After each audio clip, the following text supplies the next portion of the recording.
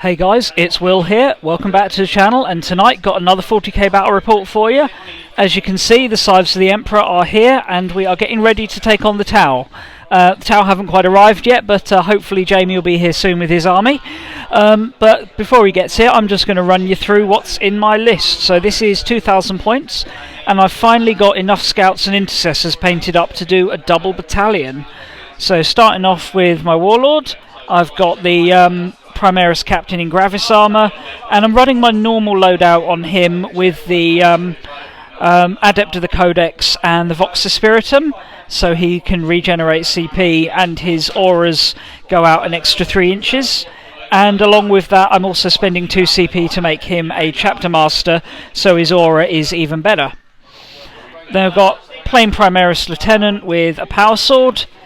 And then for the troops in that battalion, 2 units of 10 intercessors. The sergeant in this squad has a power sword. The other one's just plain, and they both have the Orcs grenade launcher.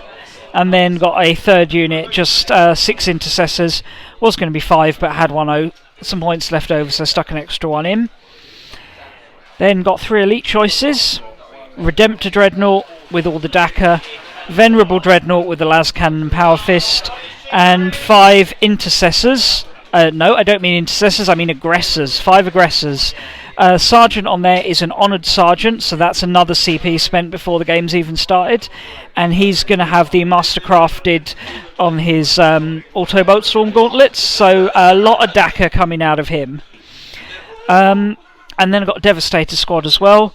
4 missile launchers plus 3 extra marines, sergeant and the Armorium cherub. Then for the second battalion, I've got my librarian and my chaplain leading that. Chaplain is the jump chaplain with the extra warlord trait, Imperium sword, and the what's it called? The I've forgotten the name of it. Benediction of Fury, the special item Crozius. So he's like a smash chaplain. And then my librarian is going to have Might of Heroes. Null Zone troops in there. 2 units of 5 scouts with bolters and a heavy bolter, and 5 intercessors, just keeping it cheap. And I've also got my repulsor. This has got the twin las cannons on the front, onslaught heavy gatling cannon on the turret, storm bolters wherever I can get them, and the stubber upgrade.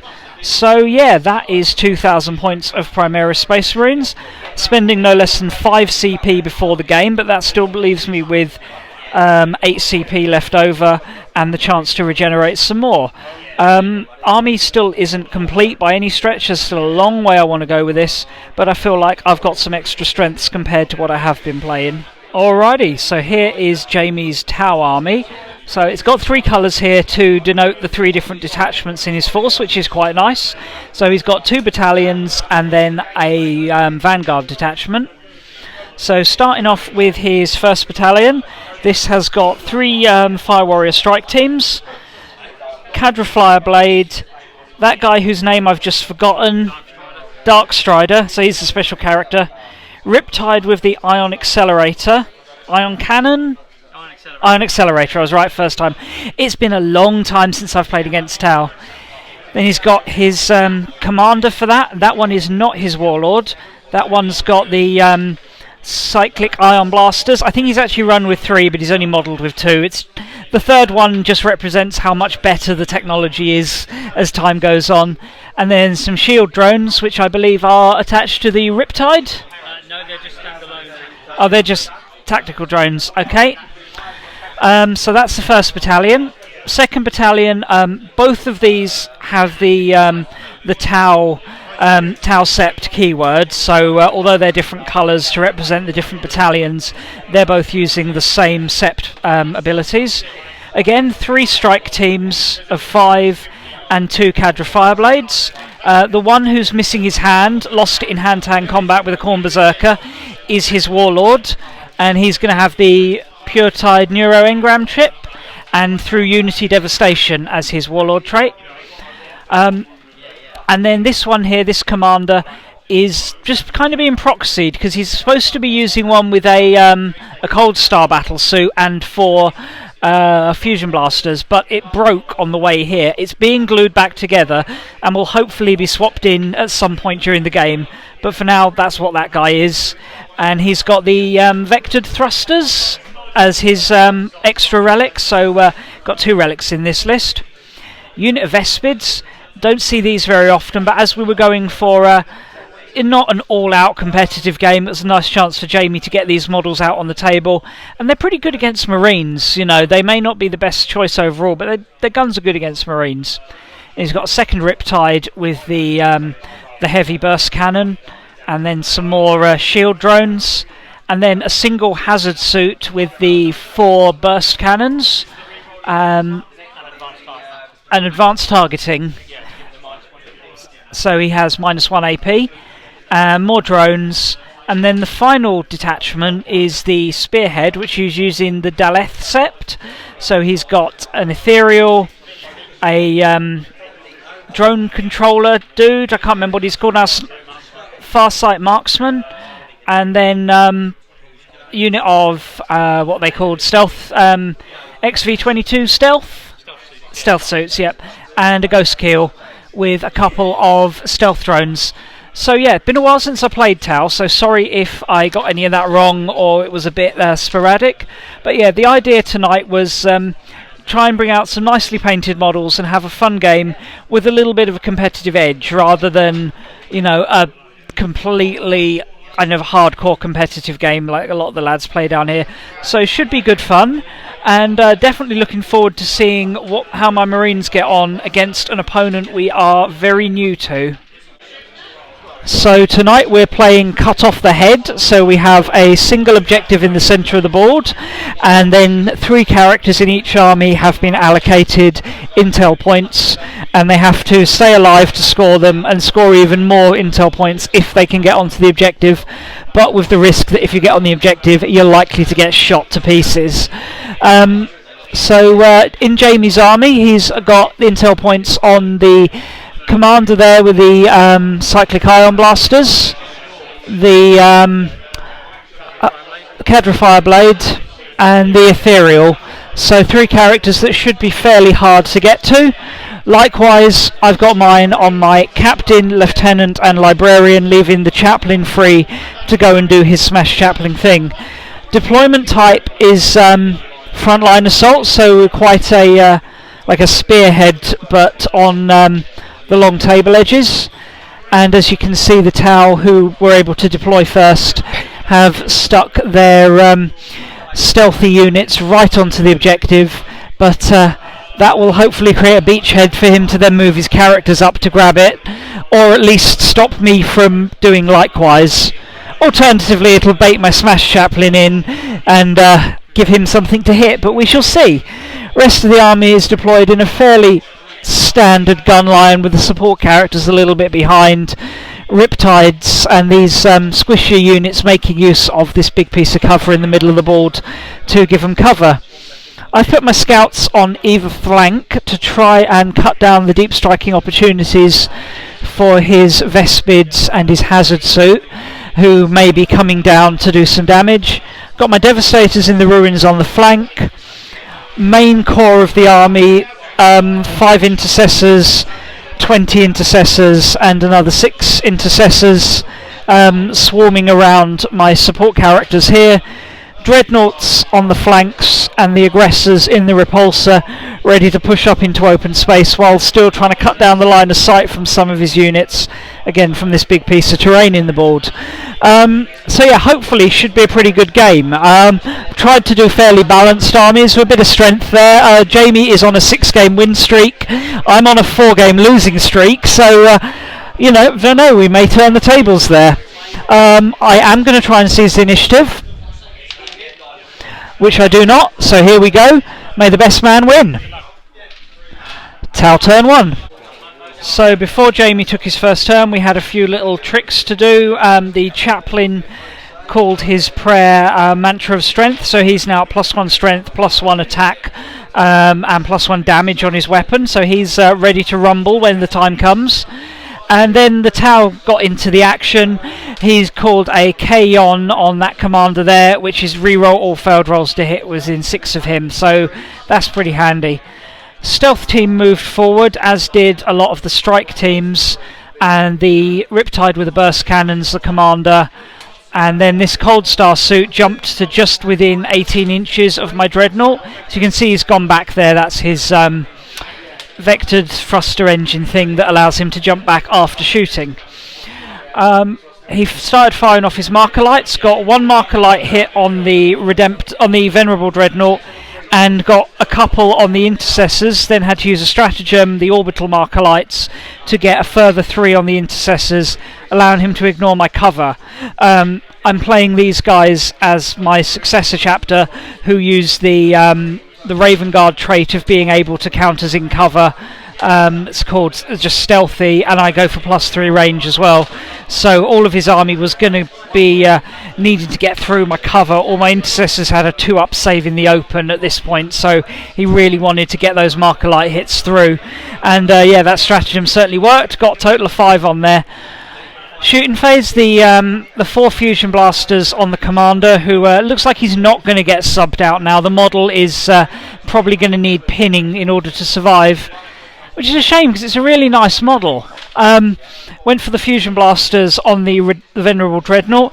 I played Duty Eternal to halve the damage coming in, and a combination of that and probably more some terrible dice rolling.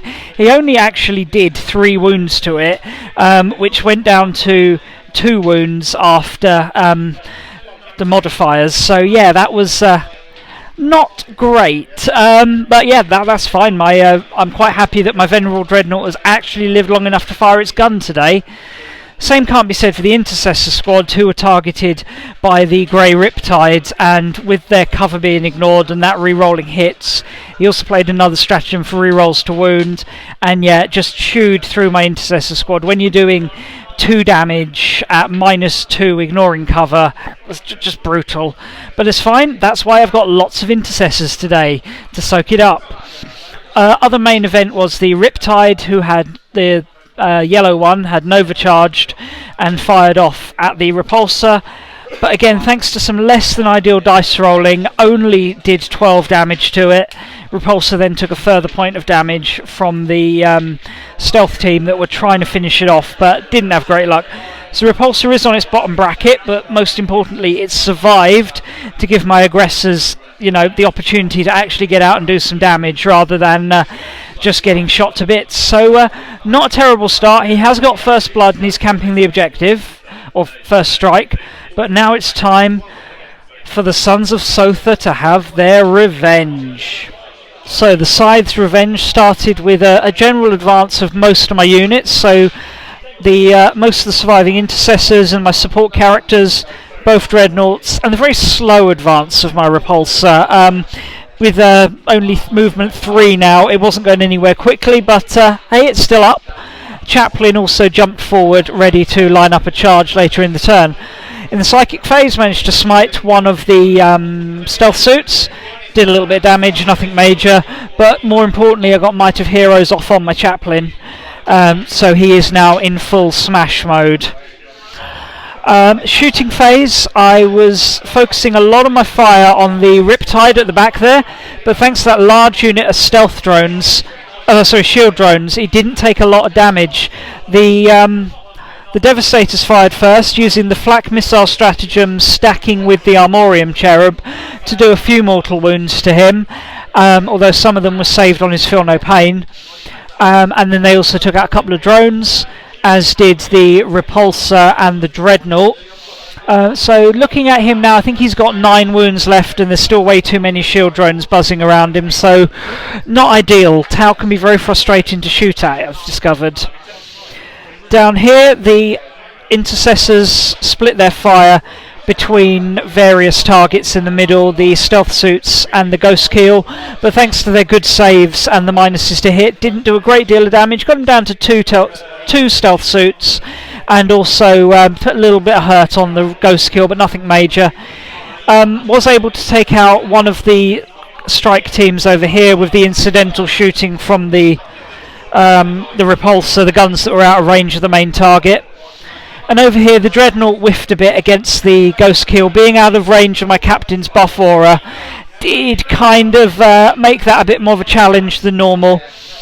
So not an amazing shooting phase, but did a bit. Then the Chaplain managed to make his charge, ducked and dodged and weaved and prayed his way through all the Overwatch fire, got into combat with 1 wound left, and then combination of the shield drone, or the stealth drones taking the hits for him, and the Ghost Keel's invuln save meant he really didn't do a lot, didn't take any damage, and then I decided to spend 3 CP to strike back for a second time with Honour the Chapter, and did another 3 wounds. So it's not great. It's still up with a couple of wounds left, and my Chaplain really has burnt through so many CP, what with buying him, dodging a shot on his invuln save on the way in, and just, yeah, he's not really making his worth back. But, you know, it's still early days. He might do something soon. So end of the turn, got 1 CP, or 1 victory point for killing off a unit with first strike, but other than that, not the most groundbreaking of turns.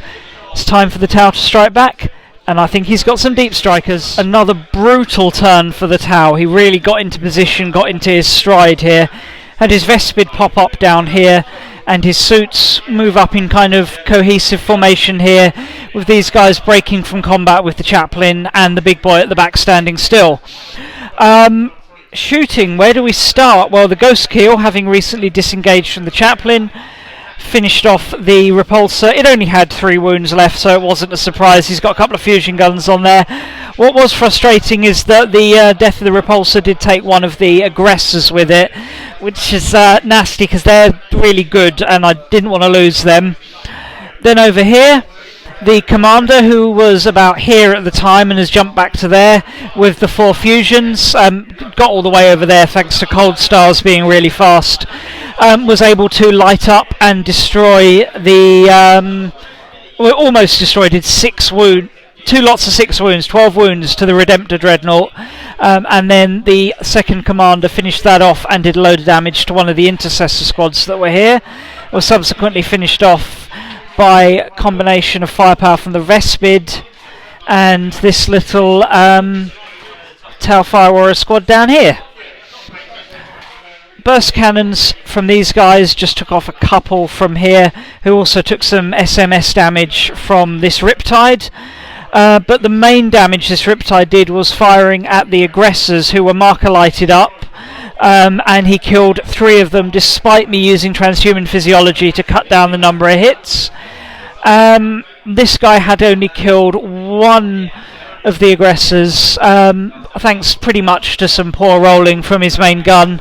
Probably could have killed some more. To be honest, he's not been amazing, but he's really quite scary, and both of them are a real pain to deal with. Drones have moved up with him, so neither of them are really at the point where I'm going to be getting to fire at them directly yet. It's going to be drones, drones, drones. So really tough turn there. Also lost my captain to fire from one of these Fire Warrior teams, and lost 3 scouts from the recently arrived Havoc suit. He was very careful to deploy all his deep strikers just outside of 12 inches, so I couldn't get any Auspex scans off. So well done, you're dissecting my army much the same way Sam does, but you know, there's still some glory to be won for the chapter. On to turn 2. So the survivors of the Scythes of the Emperor really want to take the fight to the Tau this turn, so we continued to push up the centre here. Scouts broke from cover a little bit to start doing some damage now that the deep strikers they were trying to protect me from are all down. These guys moved up to make sure they stayed with the captain, and the Devastators, knowing that moving didn't hamper them at all this turn, moved down to get closer to my captain as well, my chapter master, to get a little bit of a buff there. Psychic phase went pretty well. I got Might of Heroes on the Dreadnought, so that's now toughness 8, and I also managed to smite off one of the stealth suits.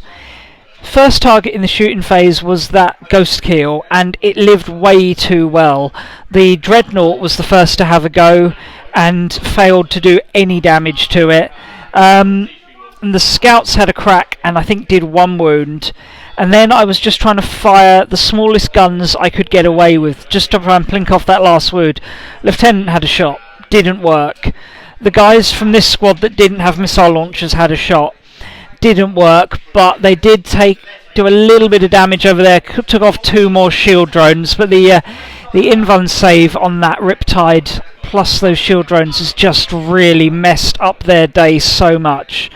Captain failed to kill it, Lieutenant failed to kill it. In the end it was the Librarian. Little pistol shot straight through the visor. Guy must have just opened his visor to get some air or something, and the Librarian's pistol went right through. So at least that's the ghost kill gone. Other than that, these guys had a fair good round against the Vespid, killed 5 of them and a further 2 fled, leaving the Strain leader standing on his own. Over here, the scouts killed a few drones from over here. At this point I decided to target the drones rather than the battle suits, because they'll actually kill them more efficiently. The one surviving aggressor, the sergeant, despite his mastercrafted weapon, didn't have a great time of it and killed a single drone from one of those squads. All those shots killed a single drone. The dice were not in my favour. But over here I did manage to split up the fire from my intercessor squad to finish off the stealth suits and take out one of the fire warrior teams there. So that's less marker lights, less bodies on the board. So yeah, it's not terrible, but it's hardly a great situation. I'm facing down 2 Riptides, 2 crisis suit commanders, the hazard suit, and yeah, I'm rapidly running out of bodies and heavy equipment. But we shall carry on. End of this turn we could start to score that objective, but we've got no characters with intel near it, and it's end of the next turn to score intel for just keeping characters alive. Anyway, on to Tau, turn 3. So this turn, those sneaky Tau actually tried to assassinate my chapter master. The Cold Star battlesuit jumped right down to here, bringing the chapter master as the closest model. Other than that, it was a general slow advance for most of his models. I think most of the fire warriors stayed still, as did the Riptide at the back. These 2 battle suits came forward, as did this lead Riptide. And really his marker lights lit up the one on the Dreadnought, and eventually got 5 on the intercessor squad here, thanks to the stratagem he used again. And lighting them up to take out their cover meant that the Riptide here could just light them up, and took out, with a little bit of help from his friends, 9 out of the 10-man squad. The assassination attempt, however, didn't go so well. He managed to get 3 hits and 3 wounds on my chapter master. So 3 4-up saves, little prayer to the Emperor, and 5-5-6. He tanked the lot and sent the crisis suit scurrying just out of range for me to heroically intervene. So yeah, that's handy. Other than that, he did put a few wounds on my Dreadnought with his Riptide, but not as many as it could have been, at least in part thanks to my Librarian casting Might of Heroes last turn. And then this Riptide charged in to fight my last surviving Primaris Intercessor, and the Sergeant did well actually, didn't take any damage. I managed to put 2 wounds on him, but they were both saved unfortunately. Hang on, I'll finish this here. So the sergeant then fled because he'd lost 9 of his 10-man squad. And this guy here and this guy here, somehow, incidental other shots, took out the aggressor sergeant, which is a shame. I was looking forward to him being able to do something. Oh, it was that guy up there. Yeah, the commander was the one who eventually finished him off and did a little bit more damage to the Dreadnought. This only has 3 wounds left now. So yeah, I lost my big intercessor squad, I lost my aggressor sergeant, but my captain survived, my Dreadnought survived, and now it's time for a counterpunch. So at the moment nobody's scoring that objective, but if I don't kill this guy this turn, I believe he will score it. And there's a Fireblade under there as well, and the objectives are non-terrain dependent. So yeah, I've got 2 guys to kill to score that, so this could be very bad for me. My 3rd turn, I was really keen to try and fight that objective away from him, but it's all gone horribly wrong. shooting phase wasn't too bad, if a little underproductive. The Riptide survived pretty well from the volley of missiles here. A lot of them failed to wound, and then he passed a save. I think ended up doing like 1 damage to him in the end. The Dreadnought pushed up, and I'd surrounded these guys with my characters, trying to get at least one of them towards the objective, maybe take the Riptide out with a captain. Thinned out the Fire Warrior units a bit with the scouts, and managed to actually wound the Warlord with the scouts that were over here. But then the assault phase was when it all went wrong. So my captain led the charge, aiming to get him here to tag the Riptide from the back and then consolidate up here to be near the objective. That was the plan. Unfortunately, the Riptide is Tau sept, so Overwatch is on a 5+, and it has like 1 billion shots that do 2 damage each, and my captain lost the ability to roll saves somehow. And so yeah, just kind of cut through him, which was nasty business. So my captain's gone. The rest of the charges did go okay. The Librarian did make it into combat, although some pretty poor rolls combined with a photon grenade meant that he didn't really do a lot of damage. Certainly didn't he killed a drone in the end because he passed it off. Down here I did manage to put a few wounds onto the Cold Star Battlesuit Commander, and the Dreadnought did take out Commander Darkstrider, which is nice. But over here I went to take out his Warlord, and with the charge of the scouts, he only had a single wound left, but these guys were just within 6 inches, and were able to wipe out my scouts. So yeah, things are not looking good. End of the turn. That laugh wasn't planned at all. I don't know if you overheard that. Yeah, the Librarian is on that, but he's got 2 characters on there, so he's scoring that. Plus he's got 3 characters with intel. I've only got 2, so yeah, he's going to take quite a convincing lead. Tau turn 4, and it's all over. He manoeuvred to get out combat with my Librarian, and then line up some tasty shots on him, while still having my Dreadnought in position to get marker lighted to bits. And yeah, so the Librarian got shot to bits, as expected. You know, it was a bit of a forlorn hope charging him in there. The game was already really gone from me when my captain died. To add insult to injury, he tried to take out my lieutenant, the last piece that could have scored me points, and to be fair, he didn't actually kill him. The Cold Star suit only got 1 wound through with its melter gun, which did 3 damage, but that wasn't enough to kill him. And then he did fail to kill the lieutenant in combat, so, you know, it's not technically over, but nothing's really going to save my lieutenant now. He'll step out of combat this turn, and then get cut down in the shooting phase of the next Tau turn. So that's it. He also managed to take out my Dreadnought in the end, although he saved 7 on his Feel No Pain this turn. He was targeted by all these Fire Warriors down here, the Commander, the Riptide, and he did tank 7 wounds that bounced off his Feel No Pain. So, you know, fair play to him. The Dreadnought did well today, but ultimately the Tau's firepower was just too much, and once my character started dropping, it was game over. So well done, mate. Thanks a lot. So, time for me to shoot the traditional post-game, and I have but one thing to say. Shield drones are busted. That is all. Good night. But on a serious note, you know, the drones were tough, but I definitely learnt a lot in that game. I was very unfamiliar with Tau, haven't played against them since the previous edition, and a few things I just didn't know about them or that have changed that caught me out really kind of cost me that game.